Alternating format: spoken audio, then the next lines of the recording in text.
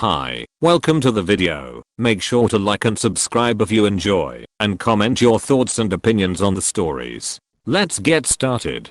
Am I the antagonist for telling EWW get out weirdo to my dad's GF? My 16F dad, 34 male, and I have this photo of us that we've been recreating every year. The first one is back from when I was 1 yo. He was flexing his bicep, and I'm sitting there with the messiest pigtails and strawberry bathing suit while he's holding me from the front part. He's also wearing a white bathing short with some messy strawberries that my mom drew on them to match me, and we are smiling at each other. My mama, dad's mom, loves this picture of us, and so we've been recreating it ever since for her day. It got to the point where dad still has the same shorts, and my mama has been making custom bathing suits for me to keep matching. My mom sadly passed away a few years ago, and my dad has been dating Andrea for 8 months now. She's pretty okay. I think she finds it weird how close dad and I are. But meh. Mama's day is coming, so my dad and I decided to recreate the photo last weekend. I obviously can't sit on his bicep anymore, so we made our way around it. He built a small high porch where he can rest his arm while flexing it, and I just sit in there with my knees hanging from his arm. I don't sit on his bicep anymore, since I can damage his nerves or something. We still match our bathing suits, and he still wears the shorts my mom did for him. He also doesn't grab me from the front part of my bikini. Everyone is basically just the same. The pigtails, the clothes, the smiles. We take several pictures on something. I'm kissing him on the cheek, or we are cheek to cheek and smiling. Andrea, sorry it auto-corrected, was here while we were doing the photo shoot, and when my dad went inside to print the photo, she implied I was too big to keep doing this. I said this is something we do because we love our mama, and she loves this picture of us. She said I was 16 and this is something both my grandma and dad does to infantilize me. I just said chill is just a picture FFS. She rolled her eyes and said that this is how girls end up with daddy issues, being daddy dependents, and that any boy who might want something to do with me has to take off after my dad. I made a disgusted face and said what was on the tittle. She got red in the face, yelled at my dad that I was being rude, and left. I told my BFF, and she agreed the whole picture thing was weird, but IDK. Now for the top comments. NTA. If she really had a problem with this, she should have spoken to your dad, not you. The fact that she went to you instead suggests that she's up to something. Probably trying to drive a wedge between you and your father. 1000%. NTA. She was trying to sexualize your relationship with your dad because she was jealous. That's a big problem. Uninvolved dads are so common and socially accepted that any father who shows the little amount of love to his daughter are usually perceived as weird, weak, or creeps. Don't feel ashamed for the relationship you have with him, and the whole photo thing sounds so cute tbh. Tell your dad what she said if you haven't. This sounds like a real deal breaker. NTA. Sounds like her daddy issues are clouding her judgment of what a healthy and fun parent/child relationship looks like. NTAWWY. Is she sexualizing your healthy and normal relationship with your dad? Gross. Am I the antagonist for canceling a girl's appointment the day of her baby shower? F17. A part-time braider, and I take my job very seriously because this is how I make money and this is what I want to do as a career. I work from 4 PM to 10 PM on weekdays and 8 AM to 8 PM on weekends. School is my first priority, and on weekends enjoying my weekend is important too. I have my policy on my booking link, so before you even book an appointment you have to read my policy. A couple policies I have are no SHOW equals no further appointments. 30-minute grace period. After that your appointment will be cancelled. No extra people, etc, etc. Most of my clients respect my rules and always come through. This girl Tiffany booked an appointment with me for June 4th th at 3 PM. She was getting a wig installed, no braid down, just application. So I had another client right after her for braids. If you wear braids or do braids, you know, braids can take hours. Braids already take hours, plus she booked a takedown and shampoo, so that's extra time. It came time for Tiffany's appointment, so I was setting everything up for her, and 3 PM came, and she wasn't here. I have a 30-minute grace period, so I wasn't worried. After 15 minutes I texted her and asked was she still coming, and never received a text back. It was going on 3:45, so I just took it as a no-show and put all my stuff away and started getting the stuff ready for my next client. I texted Tiffany and told her her appointment was cancelled, but she could come pick up her wig. It was customized and everything for free. All she needed was someone else to install it for her. I never received a text back. My next client came around 4:30 and I started working on her head. Maybe around 5:30ish my mom called me and told me I had a client at the door. I work out of my house and to come see what she was getting at because she was cutting up outside. I stopped in the middle of my client's hair to go see who it was, and it was Tiffany. She was trying to cuss me out, saying I ruined her baby shower and why was her appointment cancelled. So I explained to her my policy and that she wasn't just 30 minutes late or even an hour, she was 2 hours late, and I couldn't do her hair anymore. I gave her wig and sent her on her way. She started talking about me on social media and everybody in the comments are dragging me, saying I'm unprofessional and not to book with me when I've been nothing but professional. If you can't respect me and my rules, you just won't get your hair done by me. It's plenty other hairstylists where we stay. My mom said I'm not wrong, but I'm getting a lot of messages and she's getting a lot of comments on her post talking about how unprofessional I'm being when I did nothing but respect her and her time. I've even had a client cancel an appointment after seeing her post. I'm losing money and clients over this petty mess, and I know I'm not wrong. Am I the antagonist? Now for the top comments.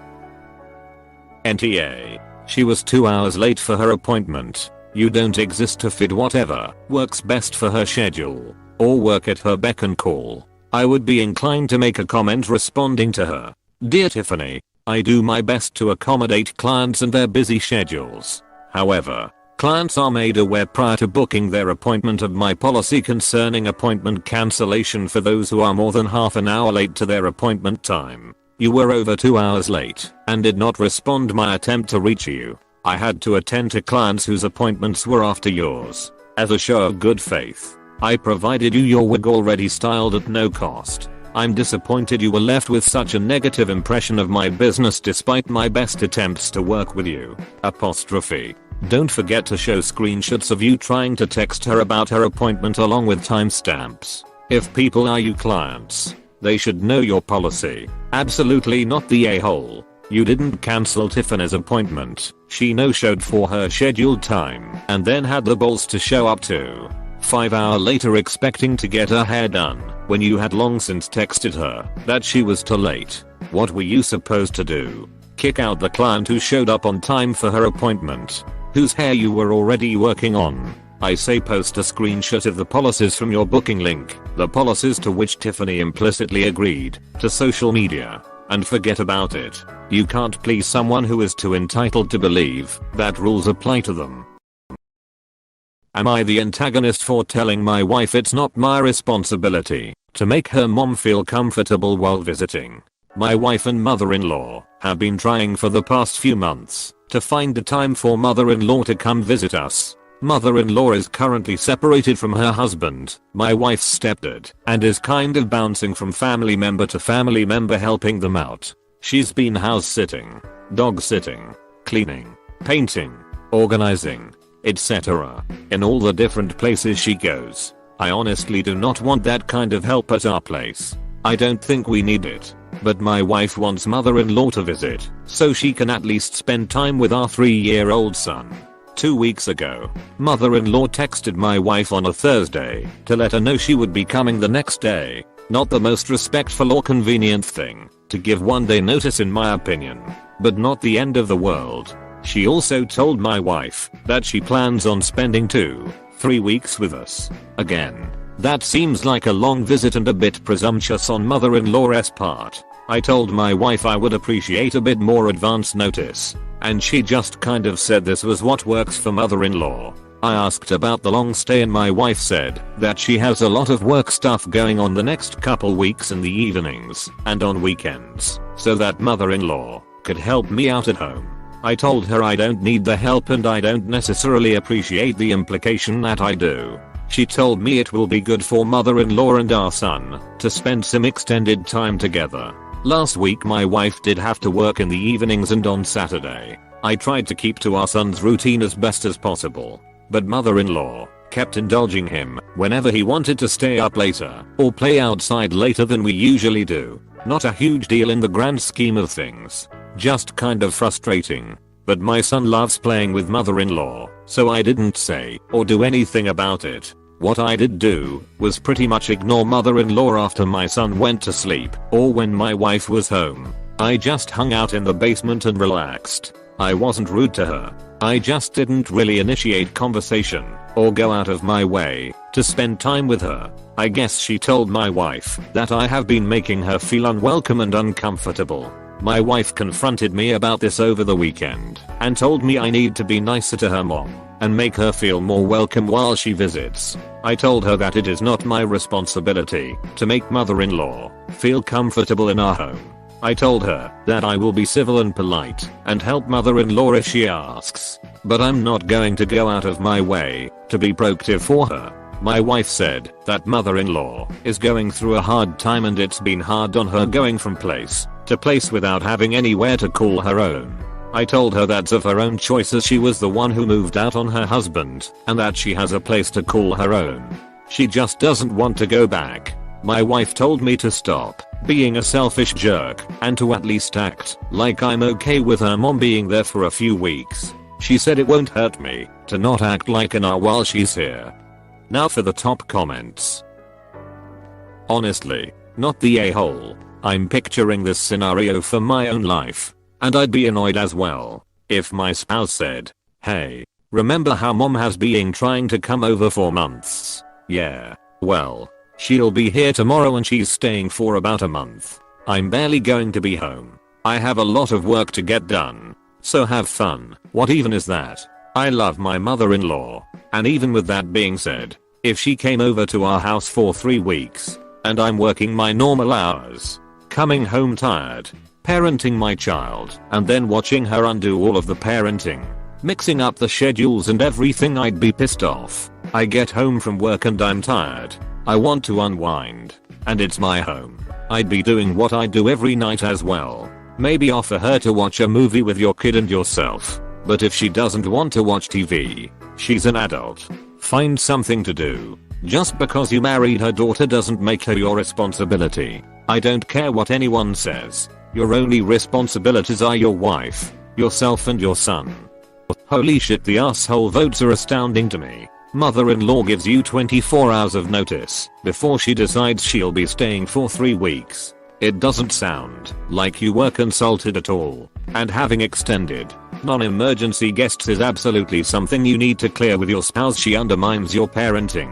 Sure, one time staying up a little later isn't going to ruin anything, but 3 weeks of indulgences is going to make getting back to routine a nightmare. She expects you to do a full-time job, come home, struggle to parent with her undoing your work, and then what? Play court jester for her? You're not a source of amusement. How would your wife feel if you unilaterally invited your mother over and told your wife she needs to entertain her for 3 weeks? On top of everything she normally does. NTA. Tell mother-in-law to learn how to work Netflix and entertain herself.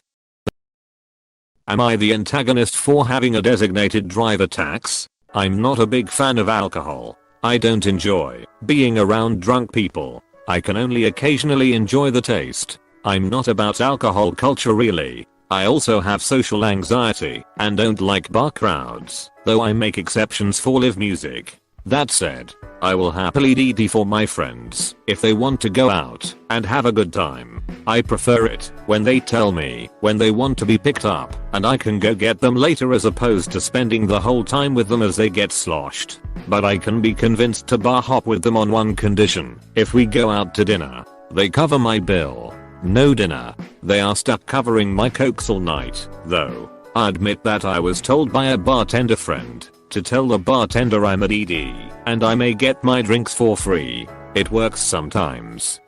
It doesn't have to be a steak or something expensive. I'm not demanding anyone buy me a $50 plate, nor would I do that to my friends. I just expect the ones drinking to split the cost of my usually $15, $20 dinner in exchange for me spending gas I don't charge them for it, and time in an environment I don't enjoy. I was laughing and explaining it to a new friend and he called me an asshole and that my payment should be my friends getting home safe. I replied that they could get home safe without me going with, because I'd go get them. This is the cost for making me hang out where I'm uncomfortable. He said it's even worse, because I'm charging them to hang out with me. Am I the asshole for making my friends cover my dinner if I DD for them while bar hopping? Now for the top comments. NTA hey. Sounds like this new friend isn't a good fit for you. If your friends have a problem with it, they can say something. Have one of them be sober, or get a hired ride. You're probably cheaper than an Uber, and any women in your group may potentially feel more comfortable. So not the a-hole. NTA. Paying for the DD's food and non-alcoholic drink should just be common courtesy mo. My parents always did this when I was old enough to drink and just wasn't feeling it. Always paid in me and food. Am I the antagonist not accepting dad dating my aunt after mum died? My mum passed away last year, so now it's just me, 15, my sister, 19, brother, 14, and dad, 43. My parents got together when they were in school and have stayed together all their life. They were amazing parents and basically had the perfect love life before mum got sick. I always wanted to find a love like them. Just the one person I would be with all my life. I was always really close with her and miss her so much. Dad said the same and promised her that he'd never love anyone else like he loved her. However, Dad came to us last week and talked to us saying he wanted to get with our aunt. She's been helping us since mum died.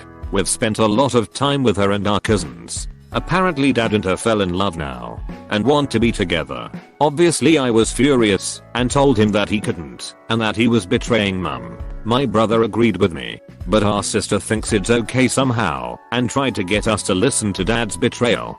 Dad promised mum that he wouldn't get with someone else. If it was someone new he found, then maybe I could forgive him. But it was mum's sister. Mum would never accept it. I would never date my sister's partner. It's disgusting. He's just betraying her in a horrible way. And like, what about our cousins? Are they gonna be our siblings now? It's also weird and wrong. Dad tried to talk to me about it, but he won't really listen and thinks it's fine. If he really loved mum he would never do this. I told him he's not my dad anymore if he cares more about sex than mum, and have just refused to talk to him anymore. I want nothing to do with him, and I don't care if it's hurt him. He deserves it. I think it's disgusting what he's doing. I don't understand how he can just not care about mum anymore. She would hate this if she knew about it. But my sister keeps trying to tell me I'm being unfair and selfish and to give dad and aunt a chance on this. But he made mum a promise, and there's no way breaking it with her sister is right. Edit. Dad is allowed to date again. While I probably wouldn't be super happy, I would let him date someone new. But dating mum's sister is wrong.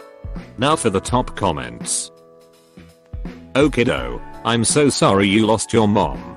That is life altering and so very much to deal with. It's 100% okay for you to feel whatever you are feeling, and of course you'll have strong emotions about this. You are absolutely not tar. However, nobody else is in this situation either. Your father is also dealing with immense grief, and your aunt is dealing with immense grief. Sometimes that makes us cling to the familiar. For your dad, your aunt may feel like that. Nobody will replace your mom for you or your dad, but it's still okay not be happy with this. I would encourage you to ask your dad to attend therapy with you. Then you can discuss this with a professional who can help you both talk through what's going on. No matter what happens, be gentle with yourself and your family as you heal. Really good post. I second all of this. Now, your feelings are valid. It's incredibly hard to lose a parent, and I'm so sorry you had to experience that loss so young. Your dad loves and misses your mom, and no one will replace her. However, he does need companionship. It is normal for adults to want to be with someone, even if the love of their life is gone. Please try to talk to your dad again one-on-one and try to hear his side. You're not wrong for your feelings. This is a tough situation. Am I the antagonist for saying it's not my problem? My cousin Jim, 40s, has always been a problem. In trouble with the law, 3 baby mamas, and has never held down a job. For some reason Jim and his mom was adored by my grandma and they could never do any wrong. Jim's mom died, and now Jim has no place to stay because he was evicted from his mom's house. My grandma lives in a assisted care facility because she's low income and wheelchair bound. I went to college and mad a decent life. My grandma recently asked me to co-sign for an apartment and utilities for Jim so he can get back on his feet. I said no. My grandma is threatening to go no contact over me with it, and I said that's her choice, but if she does that it means I'm cutting off my financial support for her. Extra clothing, food, streaming services. My grandma cussed at me and called me horrible names for not helping my cousin. I cancelled her hello. The home called asking what happened, and I told them they need to change her emergency contact to my cousin because I'm not taking care of her if she treats me like that, all because I won't co-sign for my deadbeat cousin. Now for the top comments. NTA, your grandma's golden child isn't your problem. Don't let her make you his new caretaker. He's old enough to stand on his own feet. Ops approach to this reminds me of part of an old Simpsons episode where the students are picketing in front of Springfield Elementary, and one holds a sign that reads "Flunk me. Flunk you." I say not the a-hole op. I like the cut of your jib. NTA, not your clown, not your circus. Your grandmother enabled his behavior, and I would have cut her off too after that cussing out. Also saying not the a-hole, but can I ask where you're from? Not your clown. Not your circus. I've only know the Polish version, not my circus. Not my monkeys. NTA. Just watch a few episodes of Judge Judy and you will see the hardships of co-signing for a deadbeat.